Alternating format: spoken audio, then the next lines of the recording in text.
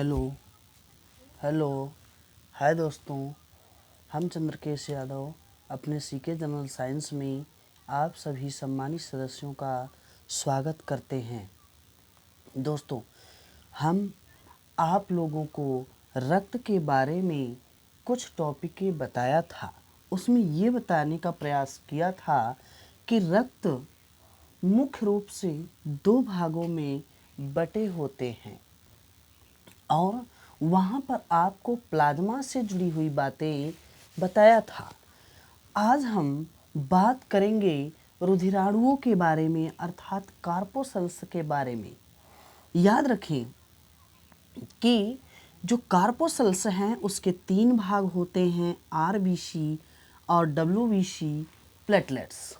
RBC, WBC platelets, जिसके तीन नाम होते हैं मित्रों, जिसके तीन नाम होते हैं एरिथ्रोसाइट, ल्यूकोसाइट और थ्रोम्बोसाइट। याद रखेंगे कि आरबीसी को सिर्फ हम लेते हैं, आज आरबीसी का अध्ययन कर लिया जाए दोस्तों, फिर अगले दिन हम डब्ल्यूबीसी के बारे में विस्तार से बातें करेंगे। मित्रों ध्यान दें कि आरबीसी, जिसे रेड ब्लड कार्पोसल्स कहा जाता है, अर्थात लाल रुधिर कणिकाएं, इसी का दूसरा नाम एरिथ्रोसाइट है। मित्रों, याद रखें कि इसकी उत्पत्ति आरबीएम में होती है।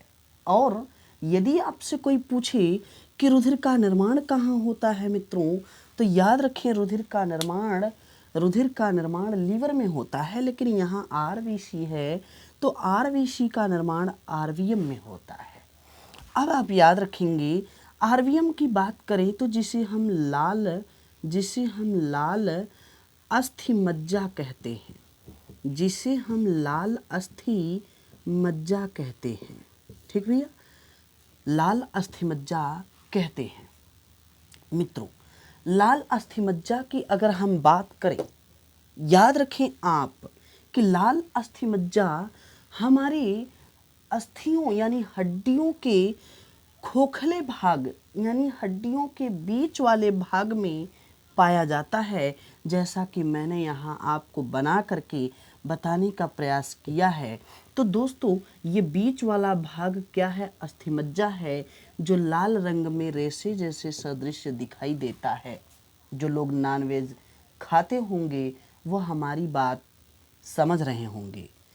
मित्रों, याद रखेंगे कि आरबीसी की जो संख्या होती है वो पुरुषों में याद रखेंगे 55 लाख प्रति mm³ होती है। वहीं महिलाओं की बात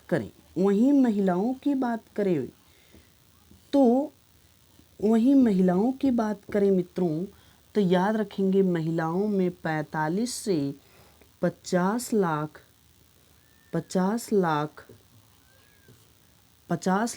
प्रति mm³ होती है। दोस्तों, ये उनकी संख्या है और ये ऐसे रुधिर कणिकाएं हैं जो केंद्रक विहीन हैं, इनमें केंद्रक नहीं पाया जाता। अब आप याद रखें इसके आगे तो याद रखेंगे इसी में हीमोग्लोबिन पाया जाता है। इसी में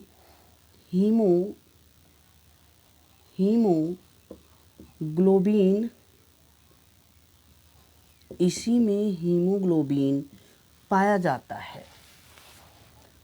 लोग बताते हैं हीमोग्लोबिन, दोस्तों, जिसे आप रटते आए हैं बहुत पहले से कि हीमोग्लोबिन के कारण रुधिर लाल होता है। ये बात सही है, परंतु मित्रों याद रखेंगे जो हीमोग्लोबिन होता है इसमें हीम क्या है? हीम एक वर्णक है अर्थात पिगमेंट है, और ग्लोबिन जो है मित्रों, जो ग्लोबिन है यह एक प्रकार का प्रोटीन है। यह क्या है? एक प्रोटीन है। याद रखें, हीमोग्लोबिन हीमोग्लोबिन ये आयरन का भंडार है। दोस्तों ये क्या है? ये आयरन का भंडार है।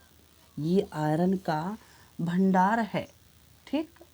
और याद रखेंगे हीमोग्लोबिन ही ऑक्सीजन को कोशिकाओं तक पहुंचाती है नहीं? कोशिकाओं तक पहुंचाती है। और याद रखेंगे कि इस हीमोग्लोबिन की सहायता से ऑक्सीजन कोशिकाओं तक पहुंचाई जाती है। और याद रखेंगे हीमोग्लोबिन अर्थात आरबीसी की अगर हम जीवन काल की बात करें मित्रों, जो बार बार पूछा जाता है, वो आप याद रखेंगे सिंपल से 120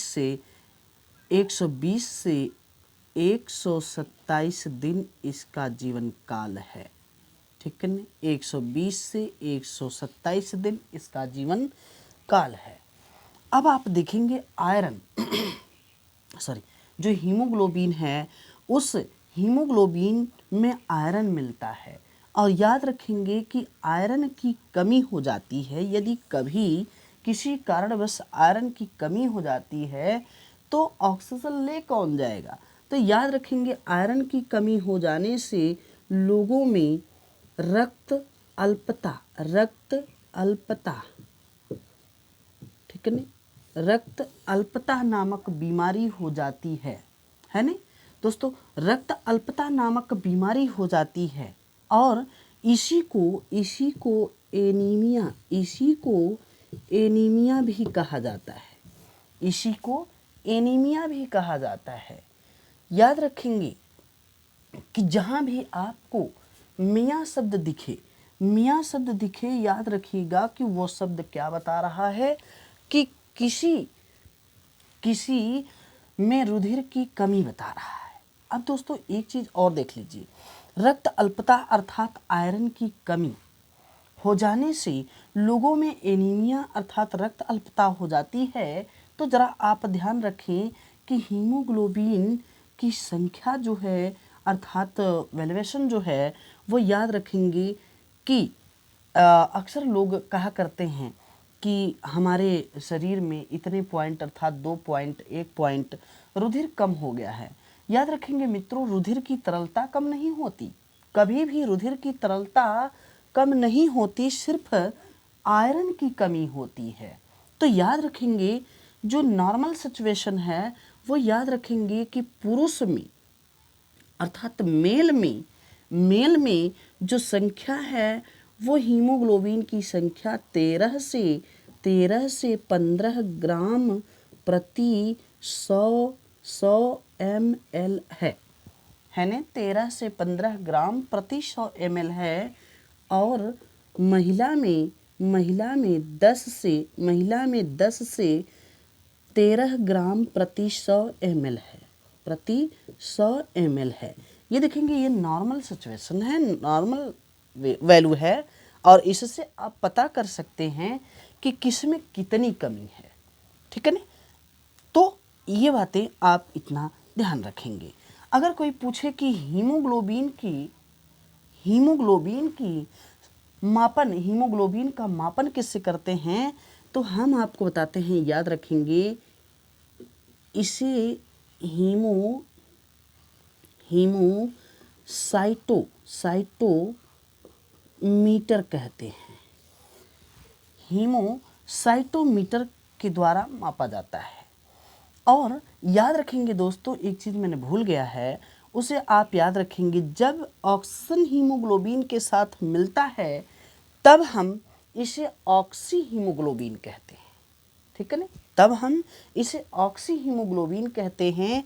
और याद रखेंगे कि जो लाल रुधिर की होने की बात है वो याद रखेंगे कि हमारे शरीर में 2 वाहिकाएं अर्थात रुधिर वाहिकाएं होती हैं, जिन्हें हम शिरा और धमनी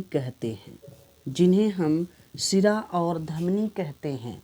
याद रखेंगे शिरा में हमेशा अशुद्ध रक्त अर्थात कार्बन डाइऑक्साइड युक्त रुधिर बहता है और धमनी में ऑक्सीजन युक्त रुधिर बहता है, ऑक्सीजन युक्त रुधिर बहता है।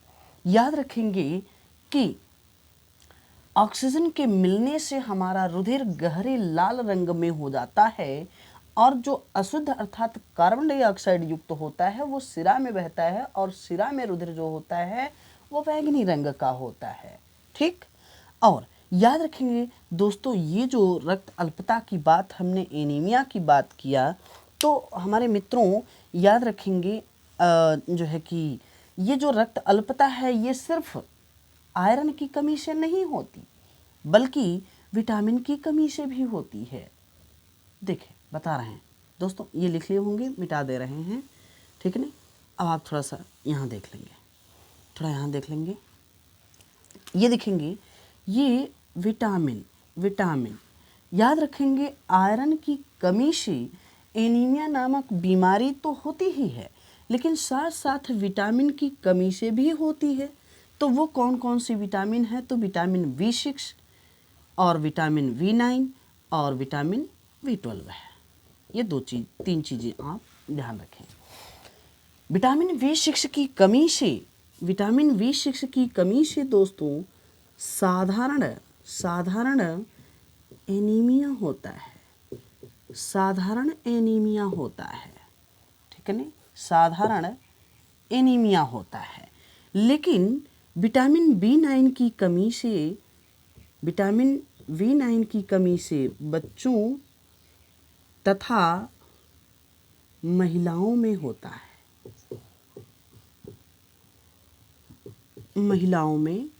है, एनीमिया नामक रोग।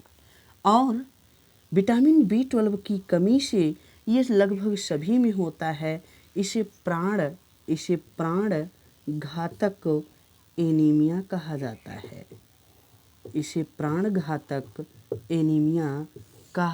है, ठीक।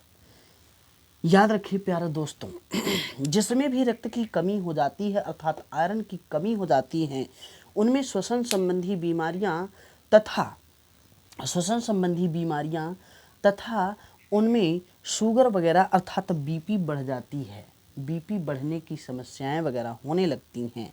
तो याद रखेंगे दही में आयरन की मात्रा पाई जाती है, ठीक है नहीं, दही में आयरन की मात्रा पाई जाती है। याद रखेंगे कि ये एक विशेष प्रकार की बीमारी तथा RBC के बारे में जो हमने जानकारियाँ दी वो दोस्तों आपको कैसा लगा इसके बारे में आप ज़रूर बताएंगे, अपनी राय हमारे तक पहुँचाएंगे और जो आपने हमें प्यार दिया है वो आप ऐसे बराबर बनाए रहेंगे तो हर रोज़ आपको ऐसे ही वीडियो हम देते रहेंगे। थैंक यू, धन्यवाद।